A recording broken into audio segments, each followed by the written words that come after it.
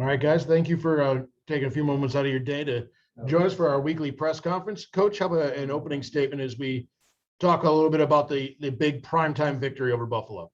Yeah, I mean, amazing night at Dick Stadium. It was great to showcase our university on such an awesome stage. Really appreciate the students showing up again and gold out. I mean, I tell you what, there were some explosive plays, and in that first half, when the stadium was packed, I mean, the vibe and the energy was awesome. We had some former players back that after the game were like, "Coach, this is different. It's awesome. It's so exciting, and it just feels different." There's great energy. There's great buzz. Sitting 2-0 in top of the East. Kids showed a ton of resiliency, told them after the game. And as we talked, for as equally as important as 2019 was and what we did and what we overcame in that game here at Dick Stadium, I thought Saturday night was just as important. Obviously you don't want to squander the lead that you have in the third, but our kids pulled together. At no point in time did they splinter at all. We were faced with some real contact, some real adversity. It was a test of our character and our culture, and that's when your true character is revealed, is in times of adversity. We showed who we are. We pulled together, we fought, we went harder, longer, and found a way to get the win. Still searching for that full, complete game in all three phases. We put together 3 good quarters. We need to play a full game, and we need to get back to work and roll our sleeves up. And got a great opponent this weekend up in Kalamazoo to go test ourselves again and put forth another great effort. Let's open up for questioning and start with Alan Mull from the Record Courier. Yeah, Coach, just, what kind of jumped out at you when you look back on the game film? Again, just everyone's attitude, their effort, for those 3 quarters. The first half, I thought was, the most complete half in all 3 phases that we had played. Was really pleased with the communication and the common things that were done at a really high level in that first half. And then, you get to the third quarter, and again, I think I'm really bad at halftime speeches this year. I got to work on it. I got to think about it a little bit more so we come out and we're more focused, we're more engaged, because a lot of those errors that occurred in the third are just lack of focus. And again, just doing the fundamentals, doing the common things that we were doing at a really high level in the first half. We were just a gap off. We were playing with wide hands. We were playing with high pad level. We weren't communicating with urgency. And, once we got that corrected in the fourth, again, the resiliency of this squad, the character, of the players and the coaches and everyone involved, and how opportunistic we are to seize the moments. I thought the 2 touchdown drives at the end of the game were absolutely huge by the offense, to where you need to go down, you need to get a score. And then again, in opportunities defensively where you got to get stops or generate turnovers, again, our defense showed up, did that, and won the game. So, those are the things that really kind of stood out. And again, we just got to do the common things in an uncommon way. And if we do that consistently, we're going to be all right. Matt Harmon had the big pick at the end to kind of pretty much put it away. Talk about him a little bit. He steps in and I believe that, when Gamble went down, his role might have changed a little bit. Just kind of talk about Harmon and what he's bringing and that type of thing this year. Yeah, I mean, we awarded him as the defensive player of the week because of his effort. Thought he did all week long in preparation. And then on, the night of the game, he was doing a great job applying consistent pressure. There wasn't a whole lot of stats or sacks that kind of showed up, but I thought the D-line and the Jacks in particular did a great job of providing constant pressure that affected the quarterback. And then when the opportunity came to get his hands on the ball and maximize that opportunity, he did. He's worked tremendously hard since he's been here, starting first and foremost with changing his physical development and growing into that role, and getting to where he needs to be to compete at this level. And, he's just hungry to get better day in and day out. And so when the unfortunate instance happened with Keyshawn and he went down, Harmon was up and he became trained through everything to maximize these opportunities. And he's doing a really nice job with it.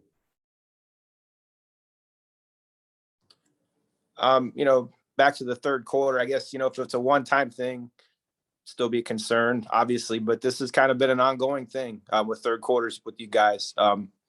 Just kind of, you mentioned some things that you thought you didn't do. What have you thought about any changes you're going to make as far as anything you do? I don't know, just anything to kind of switch gears in that quarter a little bit. No, I mean, there's no wholesale changes. I believe in consistency over superstitions or wholesale changes. And again, when we look at it, whether it was this past Saturday or previous weeks, it's a combination of a lot of different things. But the one thing that jumps out is, again, the base fundamentals, doing the again, those common things in an uncommon way and not being bored, right? Like to where just do the things that your job requires and do your job at a high level and don't get bored. Don't start pressing. Don't try to do too much. And, for players and coaches alike, like we don't need to get too cute as coaches. We don't need to get too cute as players. We need to be bored with our fundamentals. And if you're bored with your fundamentals and you do that at a really high level, then the highlight plays will come and we'll be consistent in those quarters and throughout the whole game. And we'll play to our ability. And when we do that, again, that's more than enough. We got a great collection of talent. And when we're focused, locked in, and playing together in all three phases, we're a really good football team. And we've shown that. And so whether it's the first quarter, second quarter, third quarter, fourth quarter, there's been letdowns at all different points, and there's been great performances at all different points. We just got to be better across the board and be more consistently good and not occasionally great, particularly in the third quarter. Coach, you mentioned the atmosphere at the beginning of games, and I've been covering these guys a long time, so I know what you're saying. But at the same time, not to be a criticism or anything, but when you come out in the third quarter and a lot of those guys are not there anymore, especially in the student section, I know you're not going to blame anything on that, but just kind of what are your thoughts on that? I would love to have our fans there for 4 quarters, right? We know all these Maxion games are going to be a 4-quarter fight, so love for them to stay and be a part of it. The juice and the energy that they provide to our kids, even though that's not the end all be all, but I mean, when there is a buzz, I mean, it's pretty cool now when we take the field and to have the students filing in to where now we got to barricade off that concourse area and people are trying to break down that barrier to get to our guys and encouraging our guys. Like that gets the juices flowing now. I mean, and that's really, really cool. And I'm very thankful and very appreciative, of our fans and Flash Fast Nation for coming out and supporting us. And by all means, like I encourage everyone to stay for 4 quarters. I also get it's a Saturday night in a great college town, so there's other things that are entertaining as well. But I'd love for everyone to be there for 4 quarters, and then we can all go celebrate and have good, clean American fun after the Flashes get a victory.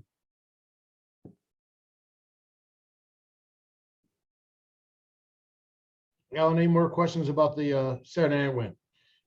All right, let's ask Jack Burney from TV2. Any questions for Coach regarding Saturday night? Yeah, Coach, it seems like whenever the defense needs to make a big play this season, they have, no matter what's gone on in the game before that. Just how much of a luxury is it to know that when it comes to winning time, your defense will be ready to make a big play or get a big turnover or something like that? I mean, it's phenomenal. And again, it's a testament to the work that the kids put in, all through the offseason, the commitment to finding kind of those marginal gains and where we could be a step quicker, where we can communicate better, where we can maximize the opportunities for turnovers and not just, getting PBUs, but also, getting our hands on balls and generating interceptions or, understanding that a ball carrier's ball security isn't great and punching at the football and working a strip. They're very opportunistic about that. They're playing with great confidence because they're playing together as a unit and they're stronger together. So it's become who we are 6 games through the season. And so again, like at this point in time, the identity of who this year's team is coming together. And that's been a consistent, right? To where I believe it's 12 turnovers that have been generated at this point in time or interceptions, whatever the case might be. I think that's still number 2 in the country right now. And so that's where we want to be. And we want to be turning the football over. And that's our version of complementary football, right? Like these guys that we're about to play, their offense sits on the ball and, limits the number of snaps that their defense is out there because they want to lead the country in time of possession. They're top 5 in time of possession, and they play complementary football that way. Here in our Flash Fest family, everyone knows the way that we play, and everyone embraces it. They understand the opportunities for extra snaps in all phases of the game leads to extra production. And again, that's our way of life. That's the way that we do it. So generating those turnovers is a big part of it. And Coach Kaufman and the defensive staff, and most importantly, the defensive players have done an outstanding job generating those turnovers.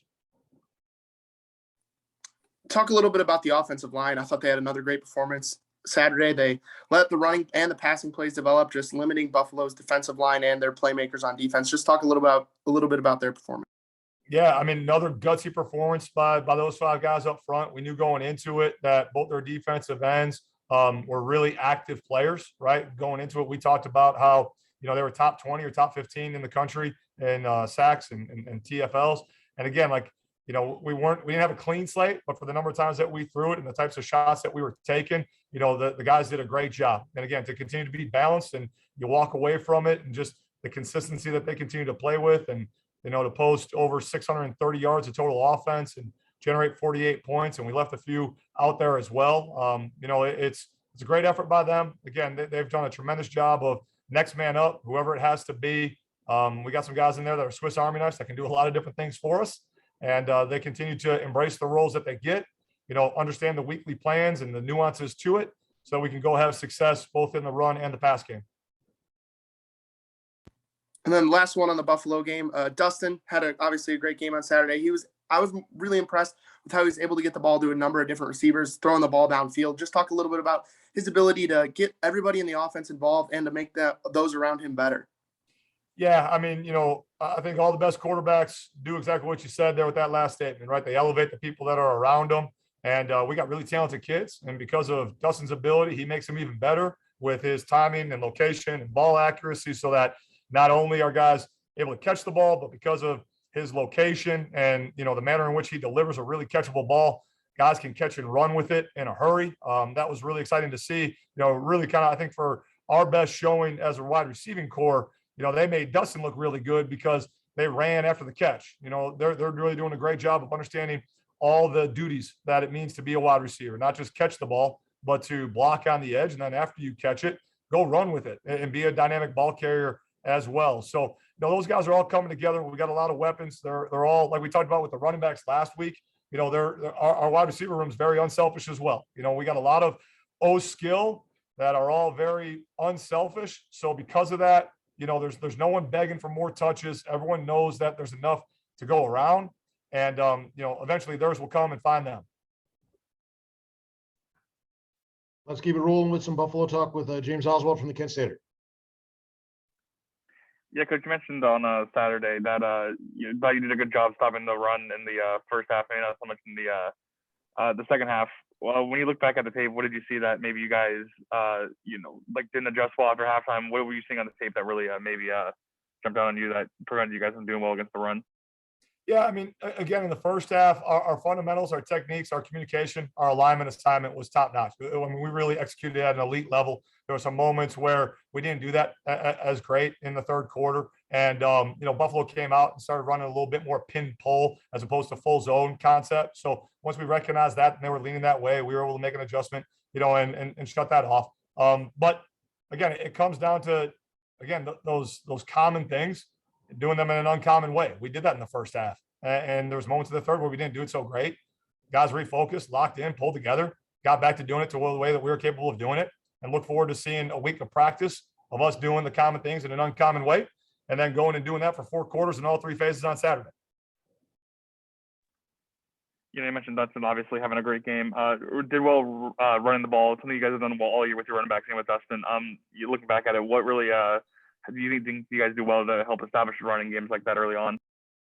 The effort up front with the O-line and the tight ends, they did a great job at level 1, controlling the line of scrimmage.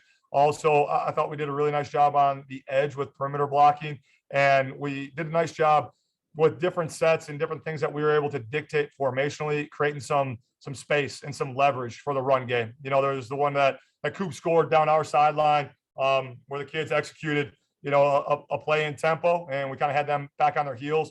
And again, it was nothing special. I mean, it was a stretch play that our kids, everyone did their job. 11 guys did their job together, and it looked like a beautiful ballet. It's artistic, and that's why we keep these late nights in the office and while the kids pour in the work that they do so that we can create those moments, create those opportunities on a special night in Dick Stadium the way that we did.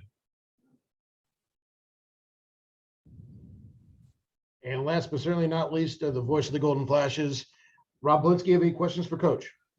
Yeah, Coach. Looks like the kicking game has been improving. Can you talk about Andrew? Making a 42-yarder, fairly late in that game, and he's really improved since the A&M game, and the punting game overall. Just your 2 freshman kickers. Your thoughts? Yeah, absolutely. Starting with Andrew, big bounce back kick. Obviously, he was in a position there in the start of the second half where we missed one. And then he comes back and bangs one home in a very critical situation. So great job by him. Again, being able to to clear what's happened, leave it in the past, refocus, learn from it, and do his job. So, again, that's who he's consistently being. And what was awesome about it is that in practice, on Wednesday, we simulated a little 1 minute situation and he put through a 52-yard field goal. So again, like we talk all the time that practice repetition is game reality. And so it's like, hey, just if that's who you are, consistently be that. And we can build a plan around that. And again, like no one needs to be anything more than they are because we got really talented people around here. So, he's able to continue to do that at a really high level, which is great. And then, the whole punt unit, I tell you what, it doesn't go understated there at the end of the game, where it's a very close-knit ball game. Every yard matters. Every second on the clock matters. There's situational football. And Adam Dalka in our shield of our punt did a great job recognizing a look that we were getting. The whole unit communicates properly. Josh does an excellent job, pinning them deep to where they have to go the length of the field, where they don't have any timeouts. Like all that stuff matters. And then even to where, we get down to that 4th and 1 situation. Unfortunately, we jump off sides. They go 11 up. They don't put a returner back. So you're outnumbered. And like we've talked all the time on here, right? It comes down to, football is space, numbers, and leverage. Well, we're outnumbered. So now it comes down to op time, getting things out and rolling. And our guys did that at a great job. I shoot that op time on that last kick was 1.69, which, I mean, when our long snapper and our punter are right in that regard, like nothing else matters because they're so good. And again, that's who they are. That's what they're capable of being. We need them to be that consistently day in and day out, every single time we go out and compete. Last thing for me, as often and as early as you were throwing the ball deep, obviously the offensive line has to do a good job of protecting. And with the changes that you've had to make up there, can you just talk about Sam playing at center, Zach at right tackle? It doesn't seem like you lose anything up front, no matter what 5 you got to go with. Yeah, again, I mean, it's a tremendous job by Coach O'Boyle and all that whole room working together, knowing and understanding. I mean, I think we learned a lot about that room through the COVID season last year, to where we had numerous guys that were up and down at various points in time. So guys were able to cross-train, learn a lot of different roles. Sam Allen has been invaluable for us, since day one when we got here. He embodies everything that it means to be a Kent State offensive lineman. He started games at left tackle against Auburn. He started games at guard. He started multiple games at center this year. Very, very headsy kid. Able to see the fronts, see the sets, get everyone seeing those fronts and pictures, regardless of the concept, through one set of eyes. And again, I mean, it was a point of emphasis to build that up the right way. We got a great leader of young men in that room, and he does a great job training them and developing them. So whoever needs to go in and play, those guys, they roll together and they get the job done.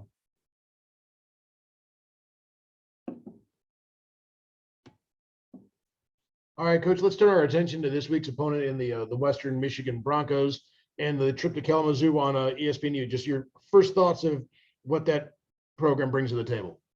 Yeah, I mean, well, I'd say our first time competing against them since we've been here. So first opportunity, to match up with them. Very talented roster, very talented coaching staff, really explosive offense. Went into Pitt earlier in the year and knocked them off and had a bunch of production. They got 5 returning starting offensive linemen. They're committed to running the ball. They got a quarterback that makes great decisions, takes care of the football, does a really good job in the RPO world. Dangerous wideouts on the edge. I mean, they got 3 kids that are very, very explosive that we need to be cognizant of and slow down. So they're going to stress you out in a lot of different ways, offensively, defensively. Again, it's kind of, same song, different verse from last week, to where really dynamic defensive linemen, really active inside linebackers that do a really good job disrupting the quarterback. They're tops in the country. I think tops 20 again in sacks and TFLs. They do a great job forcing fumbles. They have an absurd number of forced fumbles. They don't recover them all, but again, they're active to the ball. Again, can tell that it's coached. They play really, really hard. Physical football team, disciplined football team, and they're homecoming up there. So we're going to get their best effort. They're coming off of an outing last week that they probably leaving them with a bad taste in their mouth. So I know they're going to be eager to get back out, defend their home turf, and we got to be at our best to go play a really good football team that's well coached. Well, let's start some questioning off on the Broncos with Alan Wall from the Record Courier. Yeah, Coach, you kind of mentioned earlier about the the contrast in styles here. Just kind of talk about dealing with that and how important it is to kind of establish, the things that you do over what they do. Yeah, I mean, I don't know if it's a matter of like where we can impose our will or our style of play versus their style of play. It's going to be a matter of, we got to do what we do and get off the field on third down so that they can't, milk the clock and take advantage of the style of play that they want to. And then we know that we're going to have to be very efficient when it comes to our offensive touches because they do a good job with their style of play of limiting your offensive touches, right? So it's a factor in the game. You're aware of it. And we got to, do a great job with what we can control and our plan to win. They're committed to running the football. They have a great RPO package built off of that. So again, we got to do a great job stopping the run so that, we can go and build from there and be able to do all the things that we want to do. Just talk about their quarterback in particular and what he brings and how you defend a guy like that. Yeah, I mean, really dangerous player. Does a good job understanding of their scheme, makes great decisions. Can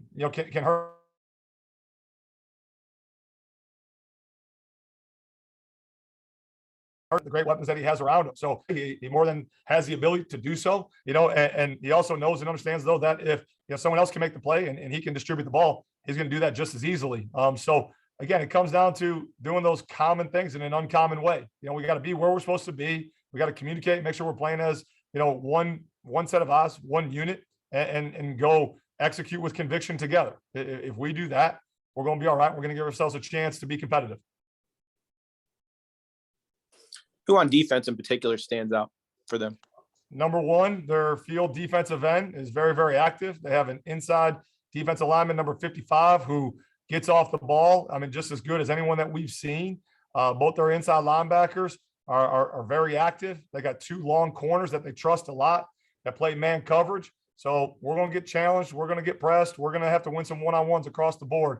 They got a lot of good players. Last one for me, you mentioned that you haven't played them yet as a coach here. And then, first road trip in the league this year. Just talk about all those challenges kind of coming, along with the fact that you're playing a real good team. Yeah. I mean, all those factors are a part of the situation. We're going to hop on the bus. We're going to roll. We're road warriors. We're used to getting on the road and rolling, right? We only typically have 5 home games a year. So that won't be an issue. We'll get up there. We'll identify where the play clocks are. Fortunate to where been to Kalamazoo a couple times in a previous life when we were at Eastern Illinois and when we were at BG. It's a great stadium. It's a great environment. I know they're going to have a great fan base, and it's fun to go and get into a hostile environment and go mix it up. So looking forward to it. There's a lot of stuff that goes into it, but a whole lot of it we can't control. So we'll focus on the things that we can. Let's keep things rolling with Jack Brady from TV2. Yeah, Coach, you kind of touched on it earlier, but they do have a very balanced attack on offense. Just from a defensive standpoint, is it harder to go up against an offense as balanced as Western Michigan? And what do you kind of have to do to make sure you guys, stay on schedule defensively?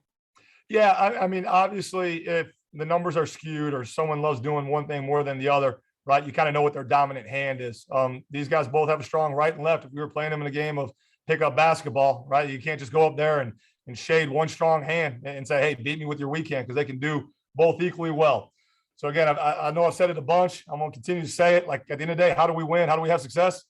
Let's do the common things at an uncommon level, right? Like day in and day out, like not just on Saturday, but let's prepare great today. Let's do a great job with our recovery today and make sure that all the things that winning requires, we hold those in high regard, as boring as they are. Like if that means getting your study table hours knocked out early, like let's do that so that we can focus on the game as we get tighter to the plan, right? Come into Tuesday's practice, and even though we've been doing the same everyday drills ever since camp started, and now it's week 7, right? Like you understand the value and you see the value in the everyday drills, right? Like it's Starbucks is successful because it doesn't matter what Starbucks you go to, you order a venti red eye, you know exactly what you're getting.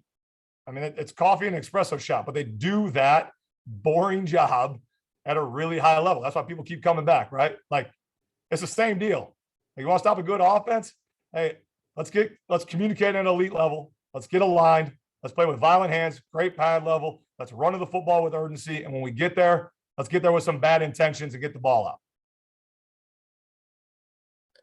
third down efficiency and red zone efficiency continue to improve week in and week out, it seems like. How do you make sure it stays effective against the Broncos on Saturday? Continue to do our jobs, at a really high level. And it helps when you're not playing the team that just knocked off Alabama and the number 2 team in the country. Simple enough. And my last one on this Western Michigan game, it's another opportunity to showcase the university and your team on national TV. Just how cool is it to continue to see these opportunities to show off the team on a national stage and show everybody what Kent State football is all about? I mean, we said since day one that we're going to build a program and build a football family that the university, the community, our alumni can all be proud of. And no matter how big the stage gets, I know our kids are going to shine bright. Love being here, love our kids. There's nothing else I'd rather be doing, who I'm doing it with. And the fact that everyone else gets to see it now, cool. We're going to go be us. We're going to play our brand of football and allow our kids to be themselves and put the spotlight on them, because game day is about them and players making plays. And I can't wait to watch our kids go compete against a really good team. Let's turn things over to James Oswald from the Kent Stater. Yeah, Coach, obviously the Broncos have a really good quarterback, but, he has to have guys to throw to. Can you talk about the receiving core, who stands out there and what makes them really good? Yeah, number 24, I believe his last name's Walker, is a dynamic playmaker. They line him up all over the place, inside, outside, again, which forces you to kind of dictate some things in terms of who you're going to cover him down with. He runs the full gamut of the route tree. He's got a great understanding of how to manipulate leverage and work a vertical stem. And then is, extremely competitive at the catch point and is a dynamic runner after the catch. So, has a complete skill set there. Number 4, Corey Crooms, young man that is coming into his own in his own right. And, when those two guys are aligned opposite one another, again, it kind of forces you how you're going to rotate coverage, who you're going to give most attention to. And then number 1 as well is equally as dangerous, equally as capable. So they got 3 kids, and the way that they distribute them, again, they do a good job creating space, creating numbers, creating leverage with those cats. And those 3 young men pick their parents the right way, because when they get the ball, they do some things that not a whole lot of people can do. You guys have faced a lot of good defensive fronts this year. Another good one at Western Michigan, they lead the MAC in sacks. What can you guys do to stop that, and what makes them so powerful up front? We got to stay in front of them. We got to have great pad level. We got to have great communication, because they do a good job slanting, moving, angling their D line. And also they bring some exotic pressures where they can overload you. So we got to be clued into all those different looks. We got to be aware of where the dynamic edge players are and where the interior, threats come from. Again, 55 and 1, 5 as well. The other edge player, 94, another edge player. I mean, they got lines and waves of guys that keep coming at you. So again, we got to be aware of where the threats are. We got to know, where the strengths and the weaknesses in our protections are, where we can help our buddy, but we got to make sure that as we're helping our buddy, we're not hurting ourselves in the job that needs to get done as well. Our guys have done a great job with that. As we work through the week, they'll have a great understanding of how the plan and the concepts and the schemes all come together. And then the skill need to do a great job, first and foremost with Crumb, getting the ball out on time, which he did a great job of the other night, and the receivers running routes to get open. It's not just on the O-line, the tight ends and the running backs to protect. We got to make sure that we're doing a great job with timing and location in the throw game. That's equally as important, so that we're not hanging on the ball too long, because then the task for the O-line becomes impossible. We'll wrap things up with Rob Polinsky. You have any questions for Coach? Yeah, Coach, just kind of touching on what Alan asked you. I know you look at a game at a time and all that, but the unique challenge of 4 of your next 5 being away. Do you do anything differently when you go on the road as opposed to a home game? And how? Just talk about how this is going to be the challenge for the team. 4 of your next 5 away. Obviously, we got to get a couple of those at least if you want to have the season that you want to have. Yeah, I mean, Rob, honestly, until you said that, I had no idea that 4 of our next 5 were on the road. So we're concerned day in and day out, doing what we can to give a championship effort, so that hopefully if we do things the right way, consistently, day in and day out, we get an opportunity to get in that ring and that prize fight in Detroit. So, the unique thing now, because of the changes that have been made with COVID, is that we get to keep kind of having more normal and structured routine when we're on the road, because we're in the team hotel. Saturday was a little bit unique because we weren't in the team hotel and we had our kids over in the morning, but there was about 3.5 hours where, they were back in their dorms, back in their own apartments, doing their own thing. Whereas when we're on the road, we're together as one and able to have kind of our normal, Friday, Saturday game routine as is. So, we'll load the buses. We'll do what we do. And again, playing on the road is what we're accustomed to.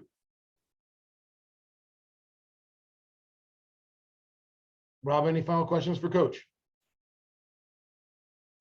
Nope, I'm good. And Coach, again, congratulations on your Bears. I know you got to be happy about that. Thank you, Rob. I am. We got a quarterback. We got a chance.